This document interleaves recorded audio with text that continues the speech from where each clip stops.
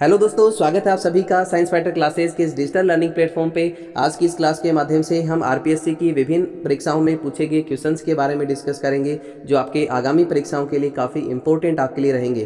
तो चलिए साथियों, स्टार्ट करते हैं। आज का पहला क्वेश्चन बहुत ही गजब का क्वेश्चन आपको पूछा गया है। मारवाड़ म्यूरल्स के लेखक कौन है? बहुत ही शानदार क्वेश्चन है। ऑप्शन आपको दिए गए हैं जयसिंह नीरज, रामावतार अग्रवाल, महाराजा भक्त सिंह और सावन सिंह। तो इस क्वेश्चन का राइट आंसर होगा रामावतार अग्रवाल। दोस्तों, हम बात कर रहे हैं मारवाड़ म्यूरल्स की, तो इसका मतलब होता है मारवाड़ में भित्ति चित्रण।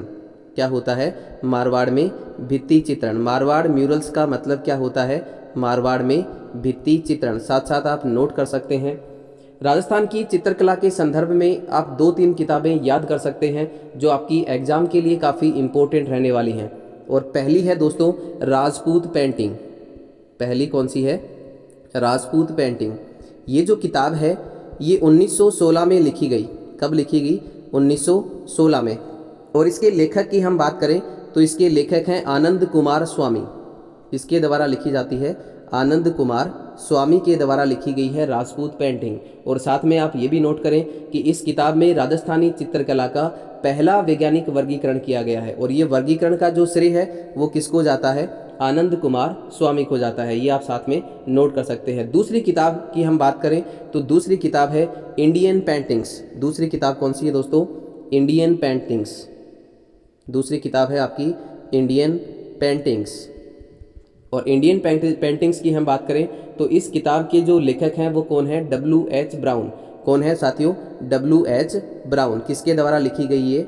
W.H. ब्राउन के द्वारा लिखी गई है। आगे हम बात करें तो राजस्थानी चित्रकला के लिए एक शब्द यूज़ किया गया है, राजपूत कला। ये इस किताब में ही किया गया है। इंडियन पेंटिंग्स में राजस्थानी चित्रकला के लिए जो शब्द यूज़ में लिया गया है वो शब्द कौन सा है?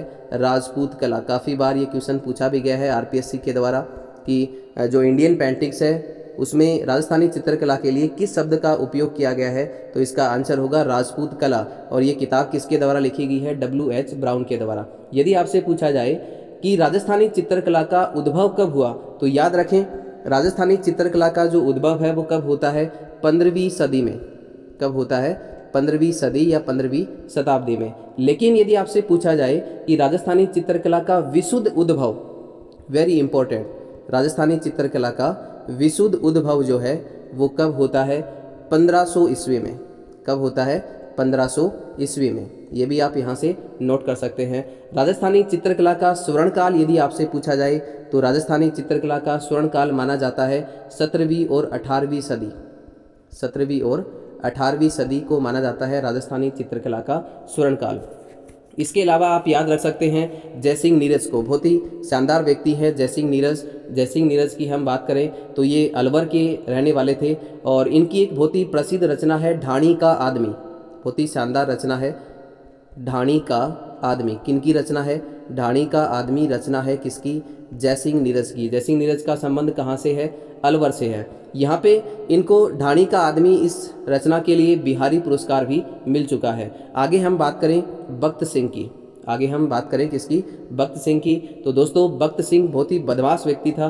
कहते हैं कि इसे ठगा करके कुछ भी करवा लो ये तैयार रहता था। आपको याद होगा मारवाड़ के राजा थे अजीत सिंह और उनके 2 पुत्र थे, तो वेरी इंपॉर्टेंट है। बड़ा बेटा था अभय सिंह और छोटा बेटा था भक्त सिंह। दोस्तों अभय सिंह ने गेम खेला कि तू पिताजी का इलाज कर दे, बाकी मैं देख लूँगा। तो भक्त सिंह ने अपने पिता की हत्या कर दी।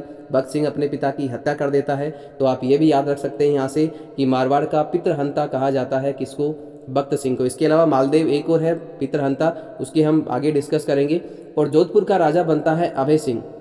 अभय सिंह और भक्त सिंह। अभय सिंह जो है वो भक्त सिंह को नागौर का परगना देता है। वैसे तो भक्त सिंह के बारे में ज़्यादा कुछ नहीं है, लेकिन एक गजब की बात आपको बताता हूँ। भक्त सिंह जो है उसके और सवाई जयसिंह के बीच में एक युद्ध होता है, काफ़ी इंपॉर्टेंट युद्ध है। और वो युद्ध है दोस्तों गंगवाना का युद्ध। कौन सा युद्ध होता है? गंगवाना का युद्ध। गंगवाना हम बात करें तो गंगवाना कहाँ पे पड़ता है? अजमेर में पड़ता है। कहाँ पे पड़ता है? गंगवाना अजमेर में पड़ता है। ये युद्ध जो है ये युद्ध होता है दोस्तों कब होता है? 1741 ईस्वी में। कब होता है? 1741 ईस्वी में होता है गंगवाना का युद्ध। और गंगवाना का युद्ध जो है वो किसके बीच में होता है? सवाई जयसिंह जयपुर के और भक्त सिंह के बीच में होता है, जो नागौर के राजा थे उस समय। और इस युद्ध में जो विजय है वो किसकी होती है? बख्त सिंह की होती है। इस युद्ध में मुगल सेना ने साथ दिया किसका? सवाई जयसिंह का। ये भी आप याद रख सकते हैं। सवाई जयसिंह का साथ जो है वो किसने दिया था? मुगल सेना ने सवाई जयसिंह की ओर से युद्ध किया था और इस युद्ध में बख्त सिंह की क्या होती है? विजय होती है। तो चलिए बढ़ते हैं अगले क्वेश्चन की ओर। इस क्वेश्चन का राइट आंसर होगा ऑप्शन नंबर बी, रामावतार अग्रवाल, बिल्कुल सत्य है। चलिए बढ़ते हैं अगले क्वेश्चन की ओर।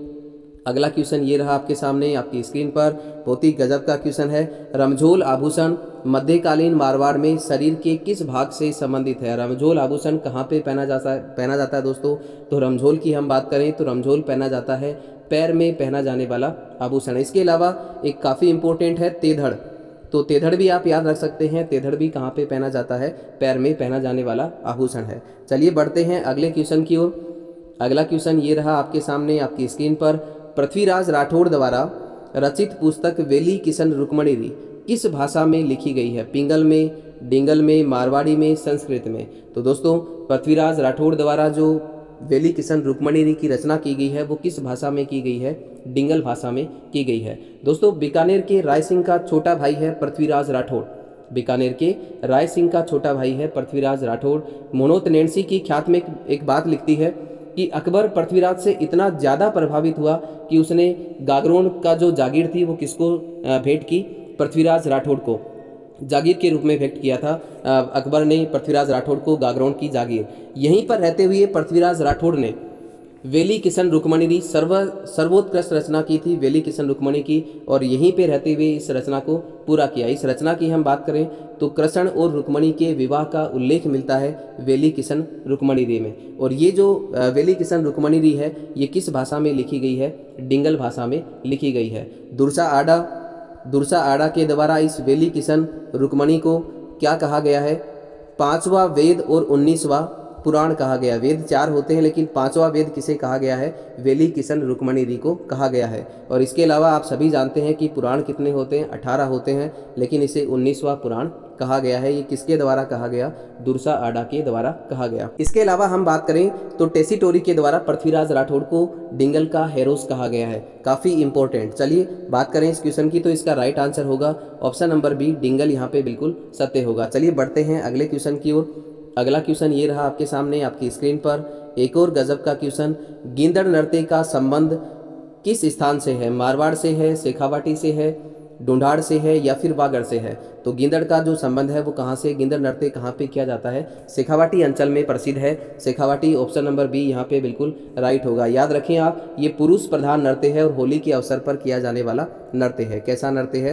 पुरुषों के द्वारा किया जाने वाला नृत्य है या फिर पुरुष प्रधान नृत्य है। चलिए बढ़ते हैं अगले क्वेश्चन की ओर। अगला क्वेश्चन ये रहा आपके सामने आपकी स्क्रीन पर। ओसिया के जैन मंदिर किस जिले में स्थित है? ओसिया के जैन मंदिर, दोस्तों ओसिया की हम बात करें तो इसका प्राचीन नाम मिलता है उपकेशपटन। वेरी इंपॉर्टेंट, क्या मिलता है?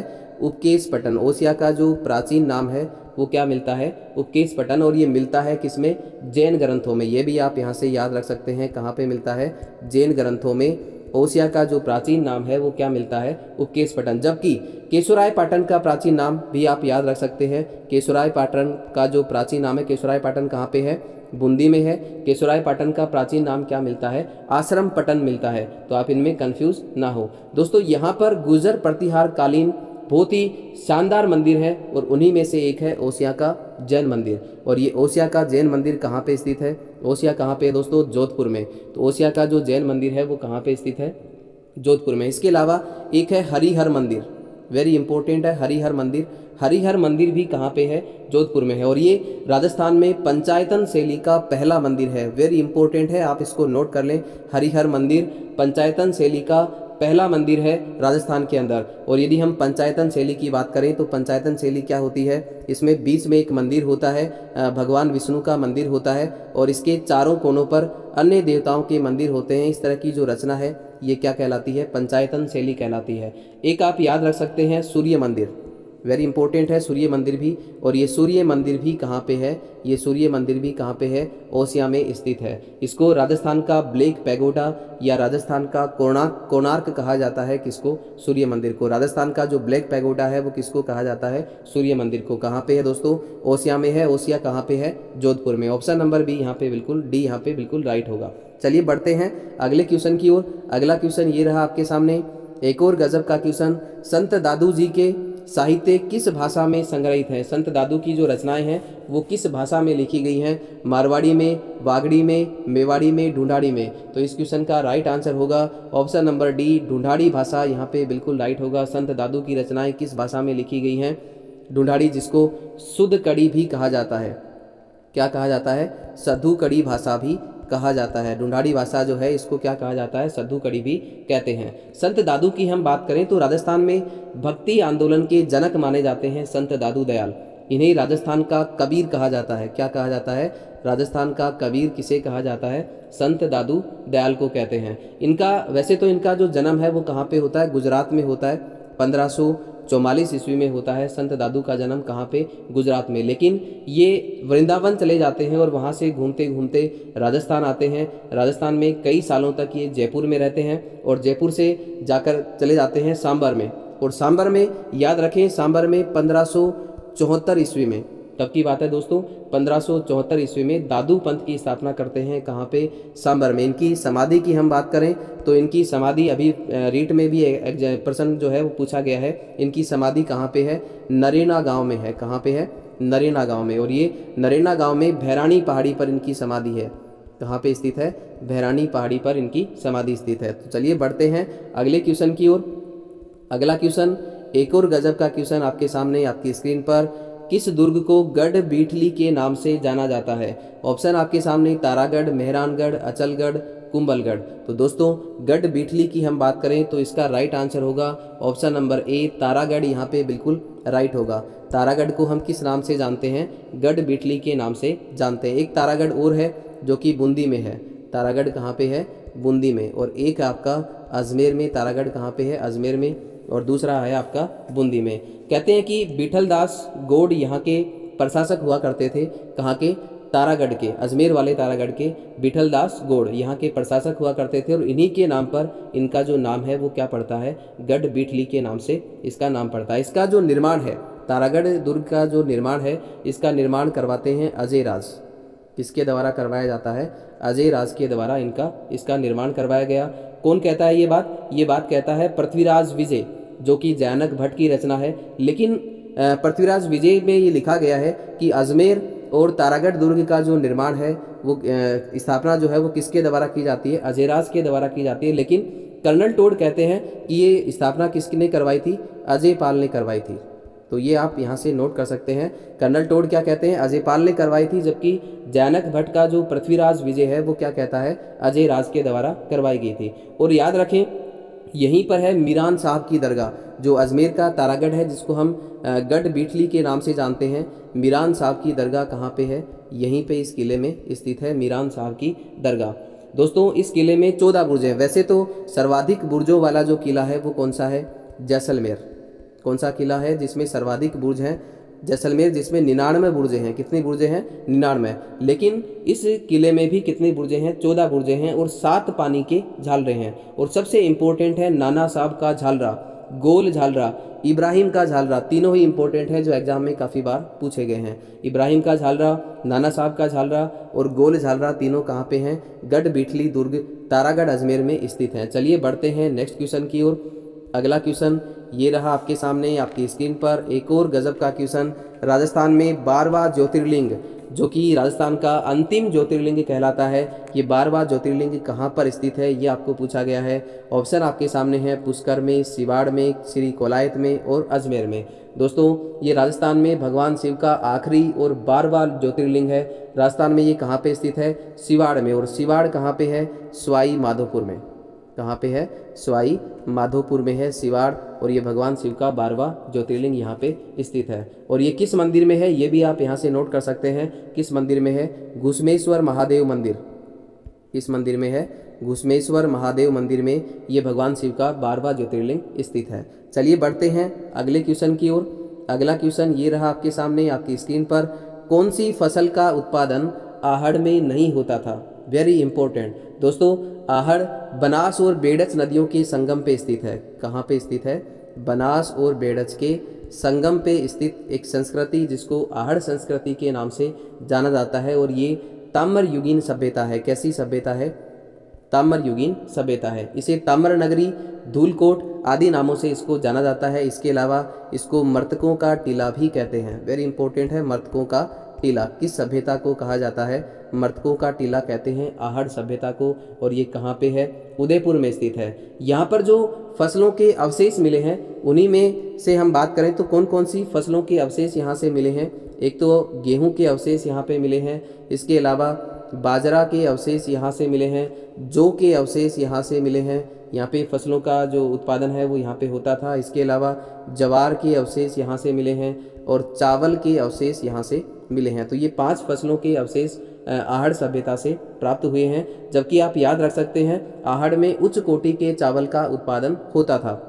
जबकि हम बात करें कालीबंगा की तो कालीबंगा में केवल 3 फसलों के अवशेष मिलते हैं। वो 3 फसलें आपकी गेहूं, बाजरा और जौ के अवशेष कालीबंगा में मिलते हैं। तो हम यहाँ पे इस क्वेश्चन का राइट आंसर की बात करें तो क्या होगा? देखिए गेहूं भी यहाँ पे होता था, बाजरा भी यहाँ पे होता था, चावल भी यहाँ पे होता था, रागी यहाँ पे नहीं होता है। तो ऑप्शन नंबर सी यहाँ पे क्या हो जाएगा? बिल्कुल राइट हो जाएगा। चलिए बढ़ते हैं अगले क्वेश्चन की ओर। अगला क्वेश्चन ये रहा आपके सामने आपकी स्क्रीन पर। बहुत ही गजब का क्वेश्चन है। गुर्जर प्रतिहारों की राजधानी कौन सी थी?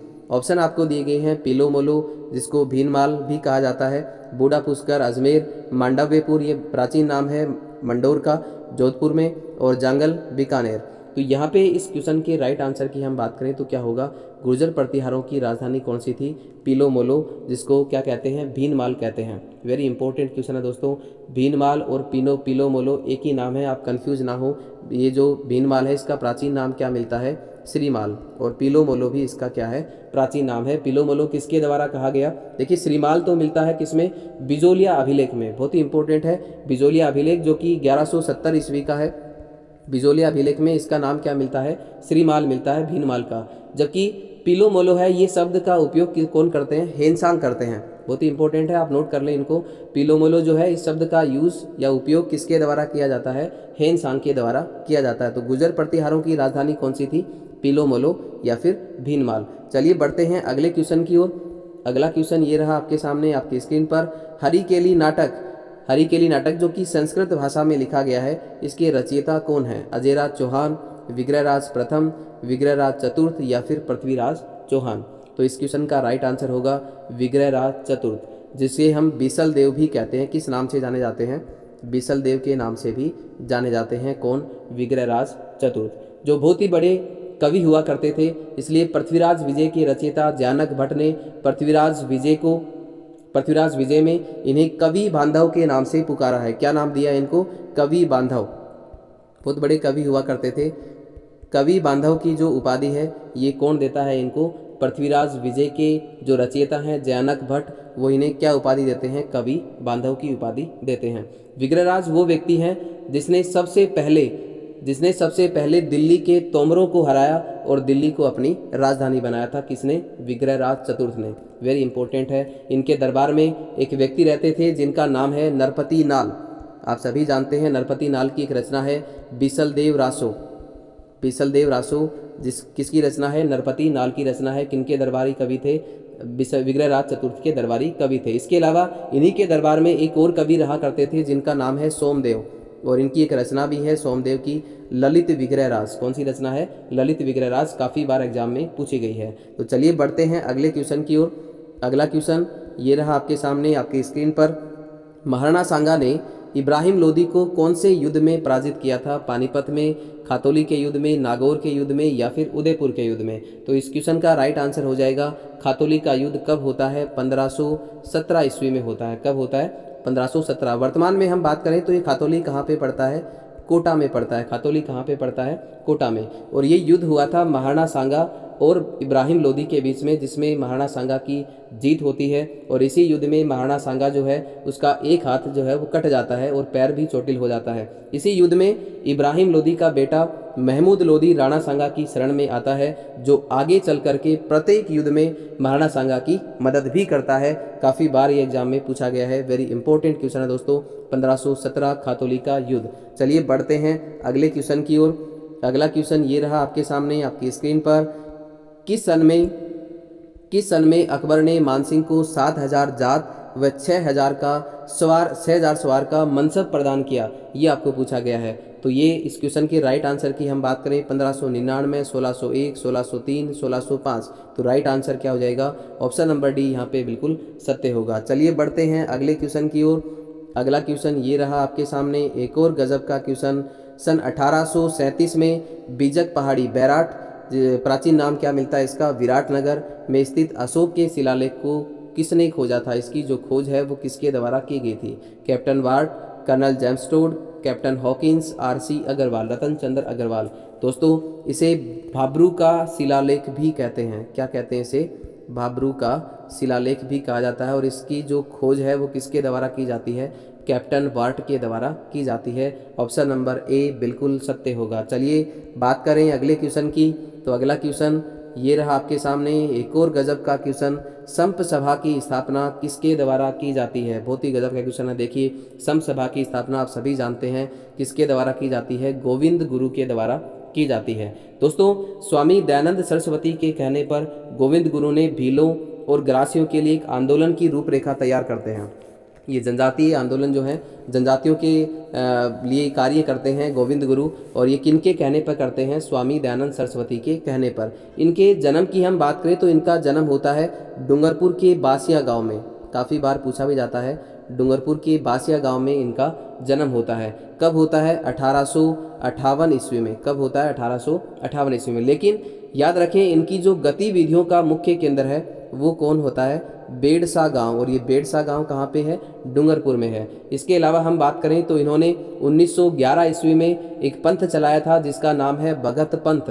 कौन सा पंथ चलाया था? भगत पंथ। किसके द्वारा चलाया गया? गोविंद गुरु के द्वारा चलाया गया। कब चलाया गया? 1911 ईस्वी में। 1883 ईस्वी में ये संप सभा की स्थापना करते हैं। संप सभा की स्थापना कब की जाती है? 1883 ईस्वी में। और ये कहाँ पे की जाती है? याद रखें, सिरोही में की जाती है। कहाँ पे की जाती है? सिरोही में की जाती है संप सभा की स्थापना। चलिए बढ़ते हैं अगले क्वेश्चन की ओर। अगला क्वेश्चन ये रहा आपके सामने, मेवाड़ प्रजामंडल की स्थापना किसके द्वारा की जाती है या किसने की थी? तो बहुत ही सिंपल सा क्वेश्चन है। मेवाड़ प्रजामंडल की स्थापना किसके द्वारा की जाती है? माणिक्य लाल वर्मा। कब की जाती है?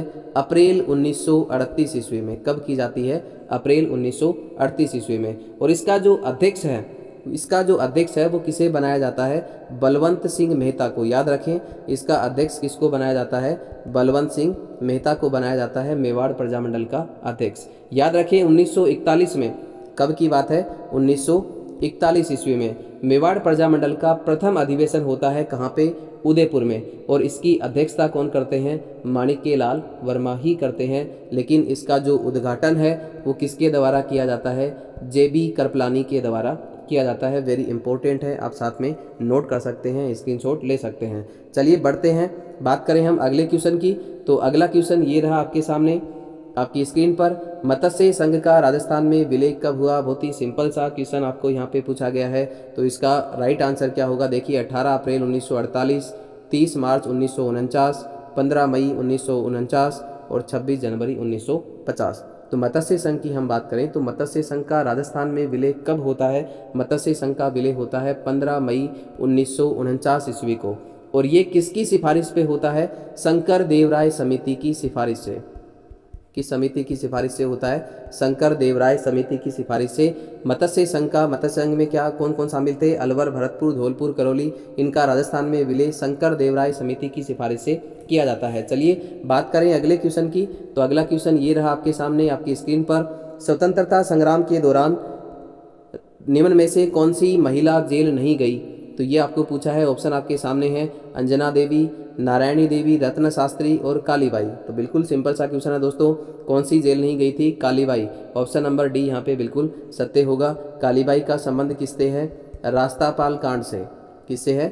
रास्तापाल कांड से। इसके संदर्भ में आप एक चीज़ याद रख सकते हो, कालीबाई को जिस दिन गोली लगी थी वो दिन कौन सा था दोस्तों? 19 जून। लेकिन कालीबाई किस दिन शहीद हुई थी? काफ़ी बार पूछा गया एग्जाम में। कालीबाई 21 जून को क्या हुई थी? शहीद हुई थी। 19 जून को इसे अस्पताल में भर्ती करवाया गया था, लेकिन 2 दिन के बाद 2 दिन बाद इन्होंने ये जो कालीबाई हैं ये संसार को छोड़ करके चली जाती हैं 21 जून को।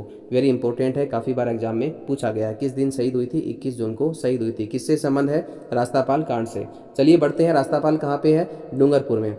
बात करें हम अगले क्वेश्चन की, तो अगला क्वेश्चन ये रहा आपके सामने आपकी स्क्रीन पर। एक और गजब का क्वेश्चन, किस लोक देवता की पत्नी उनकी मृत्यु के बाद सती हो गई थी? बहुत ही गजब का क्वेश्चन है दोस्तों। मल्लीनाथ जी, हड़बू जी, तेजा जी या फिर देव जी? तो यहाँ पे राइट आंसर की हम बात करें तो इसका राइट आंसर होगा option number C, Teja ji. इनकी पत्नी का नाम था पेमल दे। क्या नाम था? पेमल दे इनकी पत्नी है। और ये इनके गांव की हम बात करें तो इनका गांव मतलब लोक देवता तेजाजी का जो ससुराल था वो कौन सा था? पनहेर गांव। कहाँ की थी पेमल दे? पनहेर गांव की थी। और आपको याद होगा कि लाछा गुजरी की गायों को बचाने के लिए तेजाजी ने अपने प्राणों का बलिदान दिया है। और तेजाजी और जो आपके लाछा गुजरी और पेमल दे हैं दोनों ही क्या थी? आपस में मित्र थी। चलिए बढ़ते हैं अगले क्वेश्चन की ओर।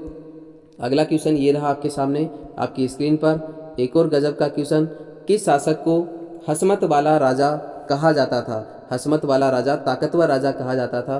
तो ये हम बात करें तो ऑप्शन नंबर ए में आपको दिया है शेरशाह सूरी, मालदेव, मानसिंह प्रथम और चंद्रसेन। तो इस क्वेश्चन का राइट आंसर होगा दोस्तों राव मालदेव। जोधपुर के राजा राव मालदेव को हसमत वाला राजा कहा गया है। ये किसके द्वारा कहा गया?